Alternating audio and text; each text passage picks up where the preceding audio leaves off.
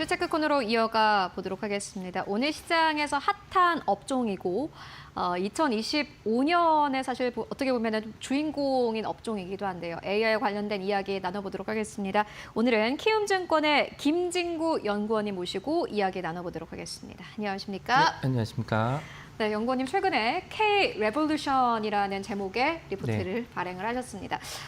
여기서 꽤 많은 이야기들이 나와서 오늘 저희가 요거 베이스로 한번 이야기를 나눠볼 텐데 많은 사람들이 이제 AI를 이야기할 때 뭔가 어렴풋이는 다들 알고 계시지만 AI라는 게 정확하게 어떠한 기술로 어떻게 구현되는지에 대해서 뭔가 명확한 그림을 그려내기가 조금 힘든 부분도 있습니다. 보니까는 이제 리포트에 AGI, ASI 이렇게 언급을 해주셨는데 이게 어떠한 개념이고 저희 시청자분들께서 좀 이해하기 쉽게 설명 부탁드리겠습니다.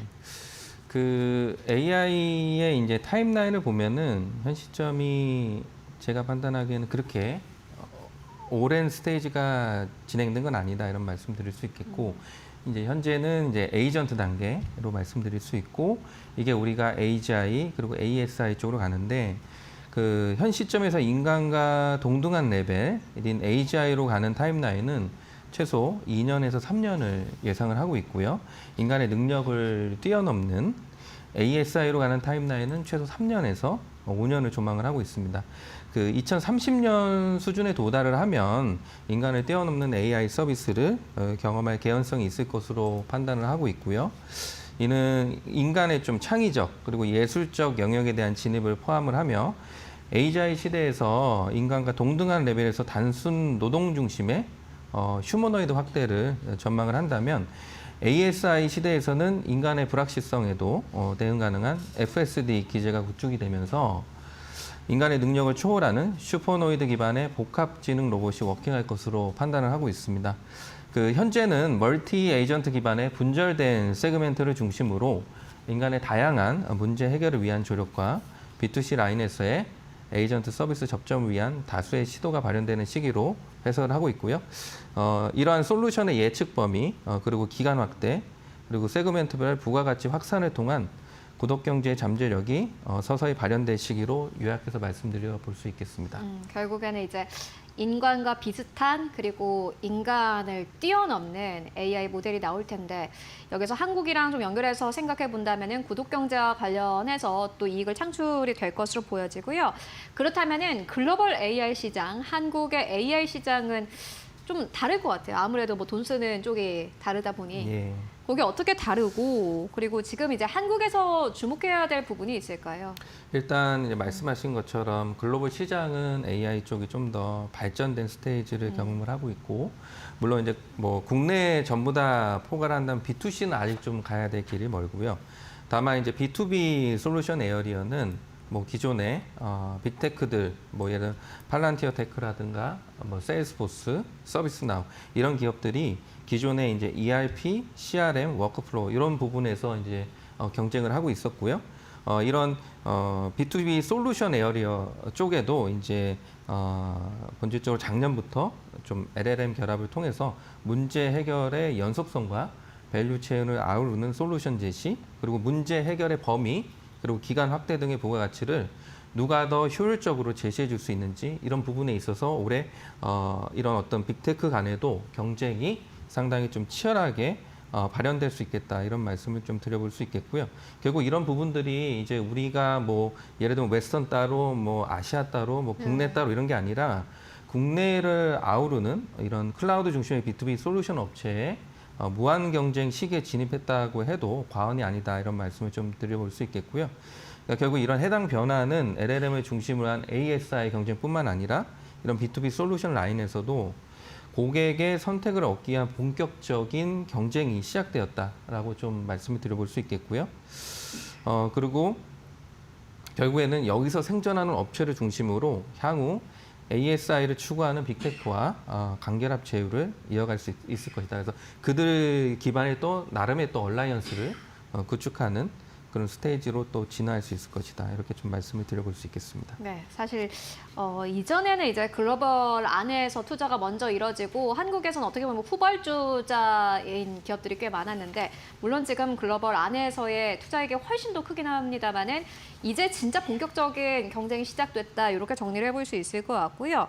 그리고 이제 6월 대선이 다가오면서 벌써 뭐 한국에서는 AI 정책 관련 종목들 들썩이고 있는 상황입니다. 연구원님께서는 AI 정책 관련해서 어떠한 부분을 가장 중요하다고 평가하고 계십니까? 제가 아까 이제 AI 스테이지를 좀 구분해드렸지만 우리가 이제 에이전트, 그다음에 AGI, ASI 이렇게 갔는데 현재는 이제 에이전트 단계고요. 근데 에이전트 단계에서는 지금 국가 간 경쟁에 대한 그 어떤 대응, 국가 간의 어떤 서포트라든가 그다음에 이런 부분들이 상당히 좀 첨예하게 좀 나타날 수 있겠다. 이런 말씀을 드려볼 수 있겠고 뭐 결론적으로는 이제 결국 해당 국가가 선두 입지를 차지하기 위한 어떤 그런 경쟁이 발생하는 국면이다라고 다시 한번 짚어드릴 수 있겠고요.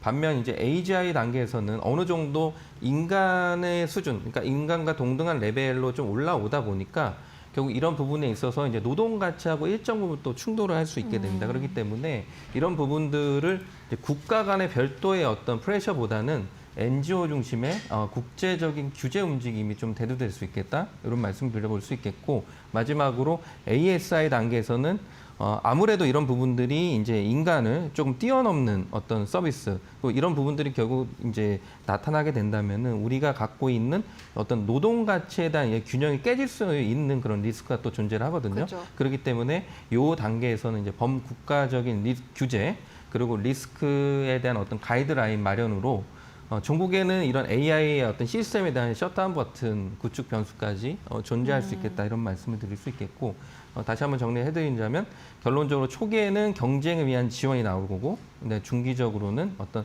사회적인 균형과 휴머니즘에 대한 어떤 보전 그리고 노동 가치에 대한 어떤 밸류에 대한 우선도 순위를 두고 어떤 이거 우리나라도 마찬가지지만 이런 부분에 대해서 정책적인 고민이 필요할 것으로 판단해서 말씀을 드려볼 수 있겠습니다. 네, 결국에는 뭐 인력이랑 좀 연결을 해서 생각을 해봐야 되지 않을까 하는 생각이 들고요. 이어서 종목으로 좀 들어가 보도록 하겠습니다.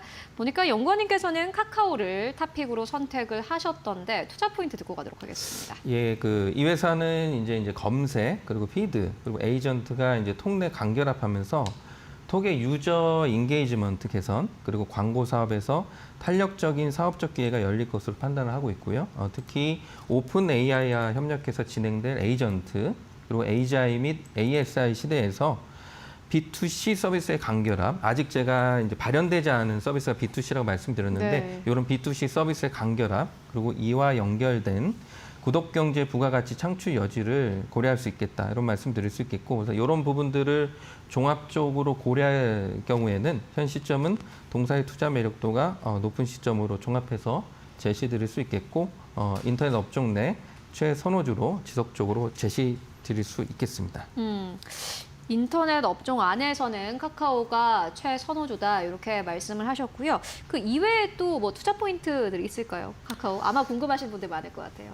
예, 이게 결국 오픈 AI 모델도 우리가 좀 봐야 되는데 이게 현재 비지도 학습 그리고 이제 추론 경계로 나눠져 있는 모델을 통합해서 향후 이제 일정 시점 이후에는 GTP5부터는 이제 통합 모델로서 워킹을 할 것으로 판단을 하고 있고요.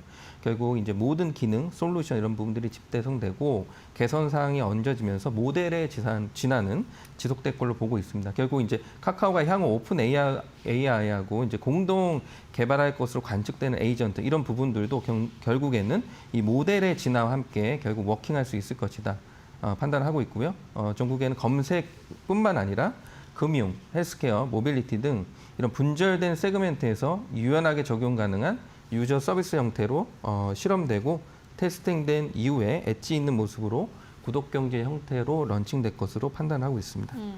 카카오가 워낙 유저가 많아서 오픈 AI와의 결합 사실 지금 시장에서는 약간 좀 잊혀진 이슈인 것 같다라는 생각도 드는데 네. 여전히 카카오는 아마 그 단계를 위해서 노력을 하고 있을 테고요. 앞으로 좀 기대를 해보도록 하겠습니다. 연구원님께서도 탑픽으로 꼽으신 기업이니까요. 다만 많은 사람들이 또 이제 카카오의 대안을 네이버로도 꼽는데 카카오 네이버 이렇게 플랫폼 두 개를 보지 않습니까?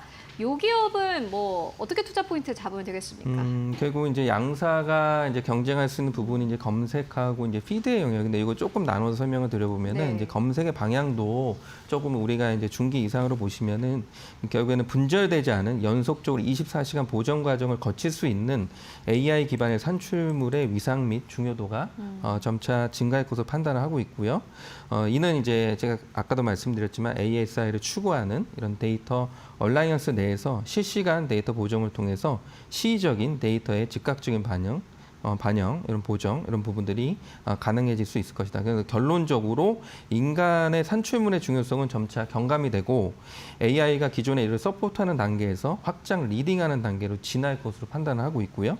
이런 관점에서 결국 중요한 것은 ASI를 추구하는 모델의 경쟁력과 해당 우위가 데이터 기반의 얼라이언스하고 어떻게 연계할 수 있는지 그리고 실질적인 부가가치를 어떻게 도출해 나갈 수 있는지 이런 부분들이 맥점이라고 판단을 하고 있고요.